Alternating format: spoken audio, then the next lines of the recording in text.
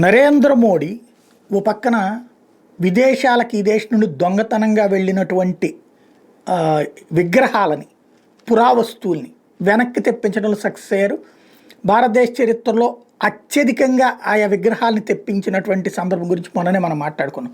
ఇప్పుడు మరొక కీలకమైనటువంటి అంశం, గత 11 సంవత్సరాల కాలంలో విదేశీ జైళ్లలో మగ్గుతున్నటువంటి వాళ్ళు భారతీయుల్ని 10,000 మందిని విడిపించారు.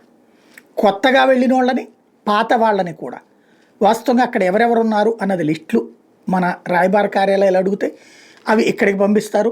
అందులో వాళ్ళు నిజమైన నేరచరితలా లేకపోతే అనుకోకుండా ఇరుక్కుపోయారా, అనుకోకుండా ఇరుక్కుపోయిన వాళ్ళని ఫస్ట్ యువతలకు తీసుకొచ్చే ప్రయత్నం చేస్తారు. ఆ దేశపు చట్టాలు తెలియక ఇరుక్కుపోయినటువంటి వాళ్ళు, కేసులు ఇరుక్కుపోయినటువంటి వాళ్ళు, ఇక్కడ స్వేచ్ఛగా ఉండదు అక్కడ స్వేచ్ఛ ఉండదు, అట్లా ఇరుక్కుపోయిన వాళ్ళని రెండో దశలో తీసుకొస్తారు.